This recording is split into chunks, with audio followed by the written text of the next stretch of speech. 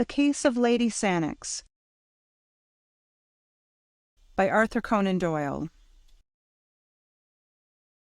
The relations between Douglas Stone and the notorious Lady Sannox were very well known, both among the fashionable circles of which she was a brilliant member, and the scientific bodies which numbered him among their most illustrious confreres. There was naturally, therefore, a very widespread interest when it was announced one morning that the lady had absolutely and forever taken the veil, and that the world would see her no more.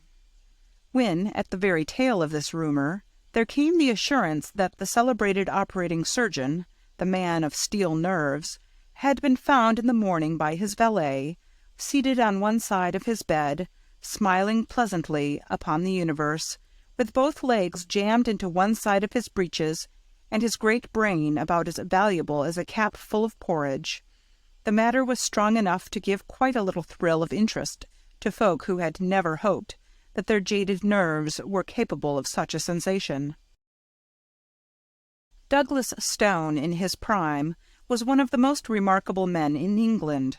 Indeed, he could hardly be said to have ever reached his prime, for he was but 39 at the time of this little incident. Those who knew him best were aware that, famous as he was as a surgeon, he might have succeeded with even greater rapidity in any of a dozen lines of life. He could have cut his way to fame as a soldier, struggled to it as an explorer, bullied for it in the courts, or built it out of stone and iron as an engineer. He was born to be great, for he could plan what another man dare not do, and he could do what another man dare not plan. In surgery none could follow him. His nerve, his judgment, his intuition were things apart. Again and again his knife cut away death, but grazed the very springs of life in doing it, until his assistants were as white as the patient. His energy, his audacity, his full-blooded self-confidence, does not the memory of them still linger in the south of Marylebone Road and the north of Oxford Street? His vices were as magnificent as his virtues, and infinitely more picturesque. Large as was his income, and it was the third largest of all professional men in London, it was far beneath the luxury of his living. Deep in his complex nature lay a rich vein of sensualism, at the sport of which he placed all the prizes of his life. The eye, the ear, the touch, the palate, all were his masters. The bouquet of old vintages, the scent of rare exotics, the curves and tints of the daintiest potteries of Europe, it was to these that the quick-running stream of gold was transformed. And then came his sudden mad passion for Lady Sannox, when a single interview with 2 challenging glances and a whispered word set him ablaze. She was the loveliest woman in London, and the only one to him. He was one of the handsomest men in London, but not the only one to her. She had a liking for new experiences, and was gracious to most men who wooed her.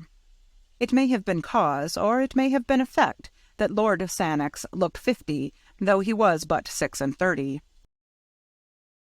He was a quiet, silent, neutral-tinted man, this lord, with thin lips and heavy eyelids, much given to gardening and full of home-like habits. He had at one time been fond of acting, had even rented a theatre in London, and on its boards had first seen Miss Marian Dawson, to whom he had offered his hand, his title, and the third of a county.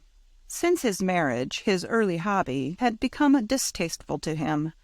Even in private theatricals it was no longer possible to persuade him to exercise the talent which he had often showed that he possessed. He was happier with a spud and a watering-can among his orchids and chrysanthemums.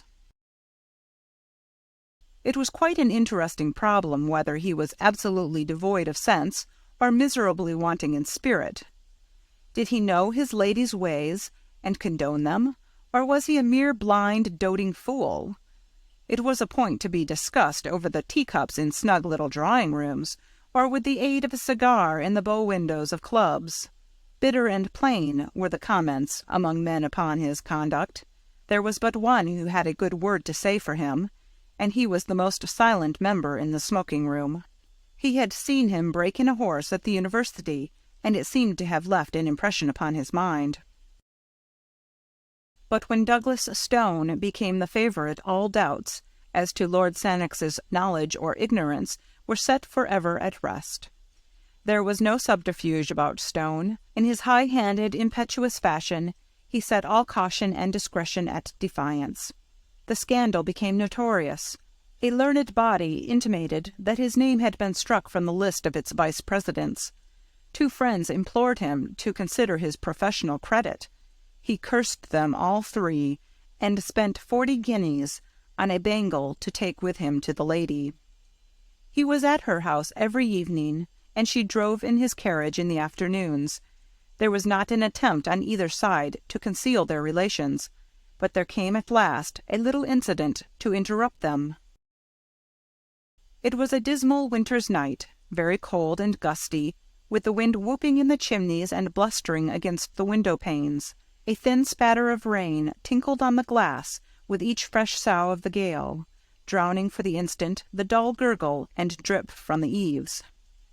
Douglas Stone had finished his dinner and sat by his fire in the study, a glass of rich port upon the malachite table at his elbow.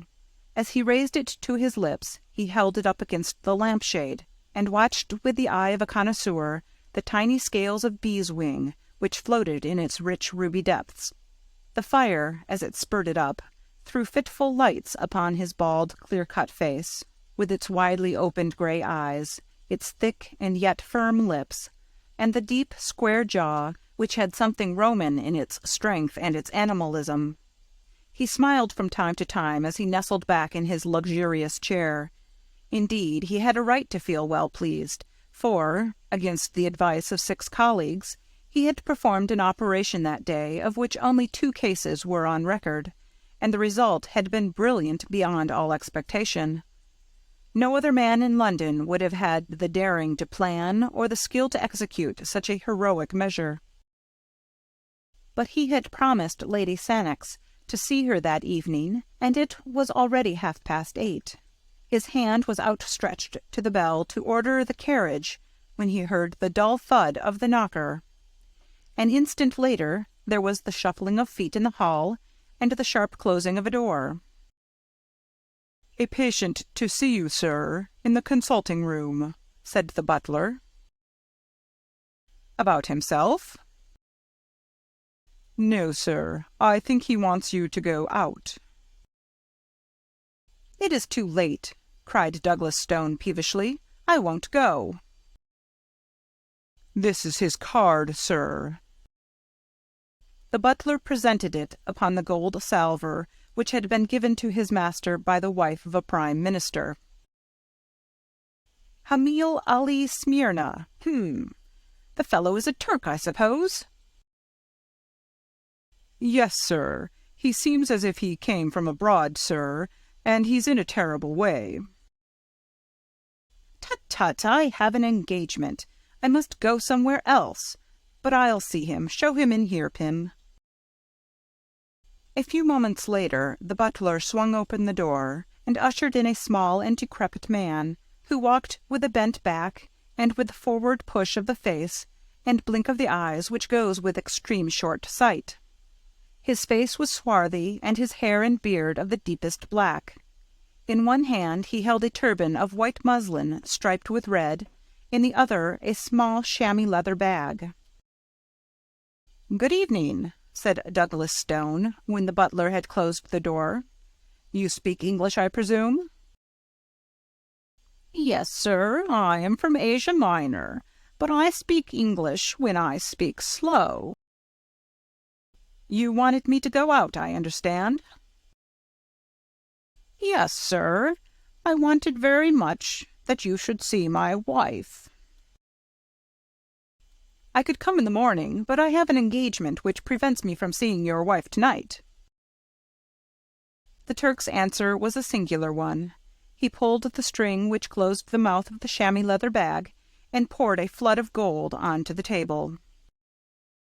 "There are £300 there," said he, "and I suppose that it will not take you an hour.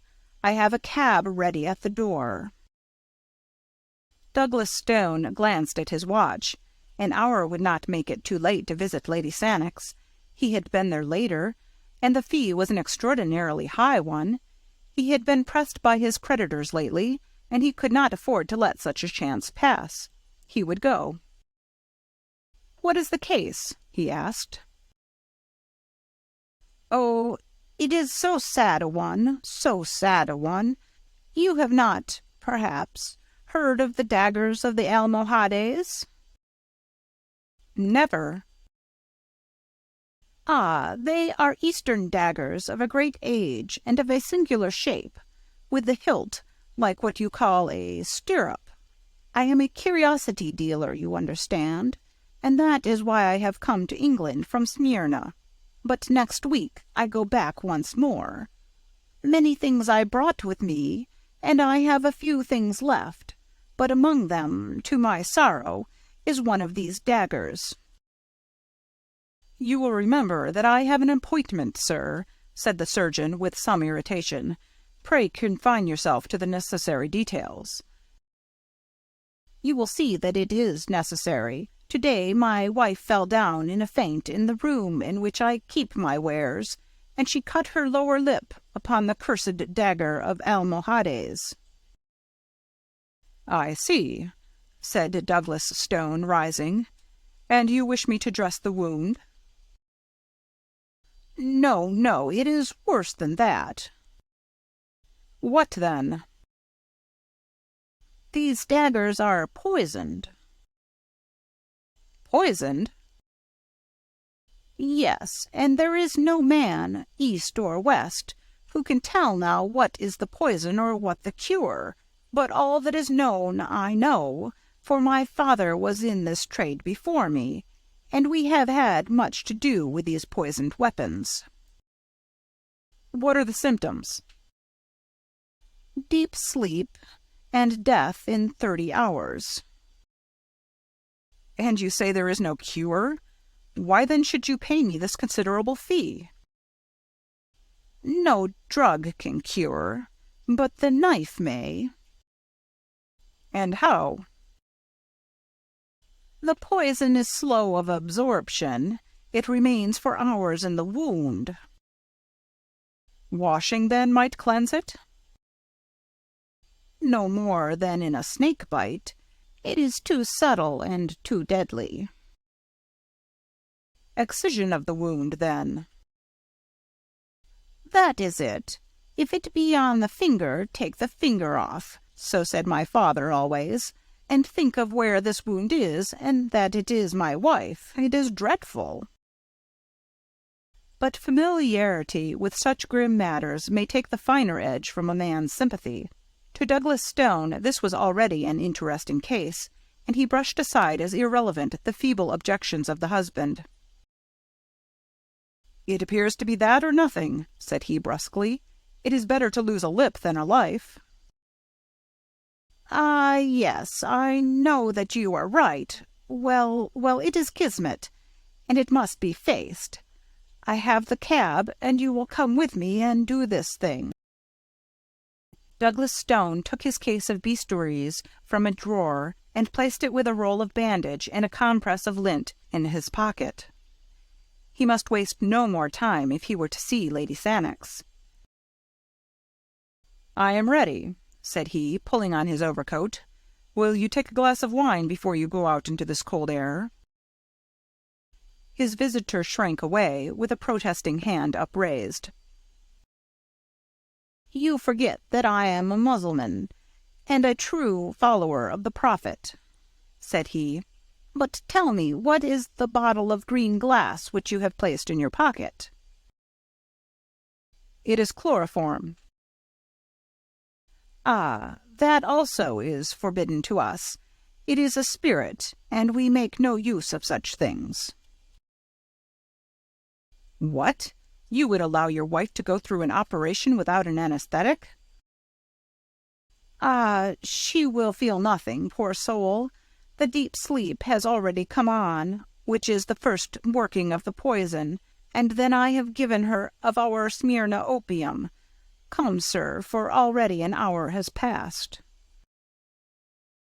As they stepped out into the darkness, a sheet of rain was driven in upon their faces, and the hall lamp, which dangled from the arm of a marble caryatid, went out with a fluff. Pym, the butler, pushed the heavy door to, straining hard with his shoulder against the wind, while the two men groped their way towards the yellow glare which showed where the cab was waiting. An instant later they were rattling upon their journey. "Is it far?" asked Douglas Stone. "Oh, no. We have a very little quiet place off the Euston Road." The surgeon pressed the spring of his repeater and listened to the little tings which told him the hour. It was 9:15. He calculated the distances and the short time which it would take him to perform so trivial an operation. He ought to reach Lady Sannox by 10 o'clock. Through the fogged windows he saw the blurred gas lamps dancing past, with occasionally the broader glare of a shop front. The rain was pelting and rattling upon the leathern top of the carriage, and the wheels swashed as they rolled through puddle and mud. Opposite to him, the white headgear of his companion gleamed faintly through the obscurity. The surgeon felt in his pockets and arranged his needles, his ligatures, and his safety pins, that no time might be wasted when they arrived. He chafed with impatience, and drummed his foot upon the floor. But the cab slowed down at last and pulled up. In an instant Douglas Stone was out, and the Smyrna merchant's toe was at his very heel. "You can wait," said he to the driver. It was a mean-looking house in a narrow and sordid street. The surgeon, who knew his London well, cast a swift glance into the shadows, but there was nothing distinctive, no shop, no movement, nothing but a double line of dull, flat-faced houses, a double stretch of wet flagstone, which gleamed in the lamplight, and a double rush of water in the gutters which swirled and gurgled towards the sewer gratings. The door which faced them was blotched and discoloured, and a faint light in the fan-pane above it served to show the dust and the grime which covered it. Above, in one of the bedroom windows, there was a dull yellow glimmer. The merchant knocked loudly, and as he turned his dark face towards the light, Douglas Stone could see that it was contracted with anxiety. A bolt was drawn, and an elderly woman with a taper stood in the doorway, shielding the thin flame with her gnarled hand. "Is all well?" gasped the merchant. "She is as you left her, sir." "She has not spoken?" "No, she is in a deep sleep." The merchant closed the door, and Douglas Stone walked down the narrow passage, glancing about him in some surprise as he did so. There was no oilcloth, no mat, no hat-rack. Deep grey dust and heavy festoons of cobwebs met his eyes everywhere. Following the old woman up the winding stair, his firm footfall echoed harshly through the silent house. There was no carpet. The bedroom was on the second landing.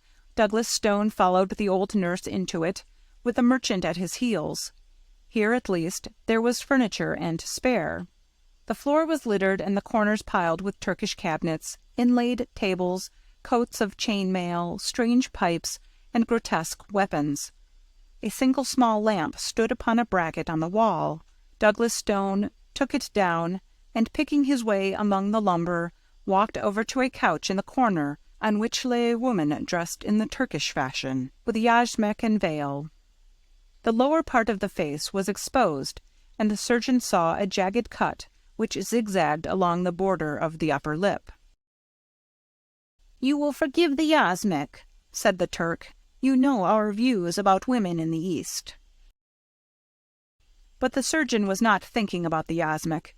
This was no longer a woman to him. It was a case. He stooped and examined the wound carefully.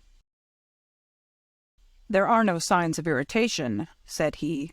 "We might delay the operation until local symptoms develop."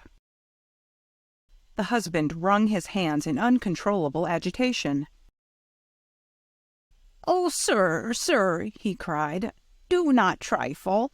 You do not know. It is deadly. I know. and I give you my assurance that an operation is absolutely necessary. Only the knife can save her." "And yet I am inclined to wait," said Douglas Stone. "That is enough," the Turk cried angrily. "Every minute is of importance, and I cannot stand here and see my wife allowed to sink. It only remains for me to give you my thanks for having come, and to call in some other surgeon before it is too late." Douglas Stone hesitated. To refund that £100 was no pleasant matter, but of course if he left the case he must return the money, and if the Turk were right and the woman died, his position before a coroner might be an embarrassing one. "You have had personal experience of this poison?" he asked. "I have." "And you assure me that an operation is needful?" "I swear it by all that I hold sacred." "The disfigurement will be frightful." "I can understand that the mouth will not be a pretty one to kiss." Douglas Stone turned fiercely upon the man. The speech was a brutal one, but the Turk has his own fashion of talk and of thought, and there was no time for wrangling. Douglas Stone drew a bistoury from his case, opened it, and felt the keen straight edge with his forefinger. Then he held the lamp closer to the bed. Two dark eyes were gazing up at him through the slit in the yashmak. They were all iris, and the pupil was hardly to be seen. "You have given her a very heavy dose of opium." "Yes, she has had a good dose." He glanced again at the dark eyes which looked straight at his own. They were dull and lustreless, but even as he gazed a little shifting sparkle came into them, and the lips quivered. "She is not absolutely unconscious," said he. "Would it not be well to use the knife while it will be painless?" The same thought had crossed the surgeon's mind. He grasped the wounded lip with his forceps, and with two swift cuts he took out a broad V-shaped piece. The woman sprang up on the couch with a dreadful gurgling scream. Her covering was torn from her face. It was a face that he knew. In spite of that protruding upper lip and that slobber of blood, it was a face that he knew. She kept on putting her hand up to the gap and screaming. Douglas Stone sat down at the foot of the couch with his knife and his forceps. The room was whirling round, and he felt something go like a ripping seam behind his ear. A bystander would have said that his face was the more ghastly of the two. As in a dream, or as if he had been looking at something at the play, he was conscious that the Turk's hair and beard lay upon the table, and that Lord Sannox was leaning against the wall with his hand to his side, laughing silently. The screams had died away now, and the dreadful head had dropped back again upon the pillow. But Douglas Stone still sat motionless, and Lord Sannox still chuckled quietly to himself. "It was really very necessary for Marian, this operation," said he. "Not physically, but morally. You know, morally." Douglas Stone stooped for yards, and began to play with the fringe of the coverlet. His knife tinkled down upon the ground, but he still held the forceps and something more. "I had long intended to make a little example," said Lord Sannox suavely. "Your note of Wednesday miscarried, and I have it here in my pocket-book. I took some pains in carrying out my idea. The wound, by the way, was from nothing more dangerous than my signet ring." He glanced keenly at his silent companion, and cocked the small revolver which he held in his coat pocket. But Douglas Stone was still picking at the coverlet. "You see, you have kept your appointment after all," said Lord Sannox. And at that Douglas Stone began to laugh. He laughed long and loudly, but Lord Sannox did not laugh now. Something like fear sharpened and hardened his features. He walked from the room, and he walked on tiptoe. The old woman was waiting outside. "Attend to your mistress when she awakes," said Lord Sannox. Then he went down to the street. The cab was at the door, and the driver raised his hand to his hat. "John," said Lord Sannox, "you will take the doctor home first. He will want leading downstairs, I think. Tell his butler that he has been taken ill at a case." "Very good, sir." "Then you can take Lady Sannox home." "And how about yourself, sir?" "Oh, my address for the next few months will be Hotel di Roma, Venice.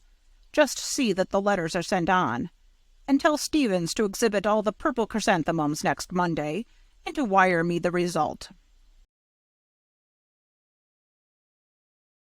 If you liked the video, put a like, subscribe to the channel and click on the bell to not miss our new videos.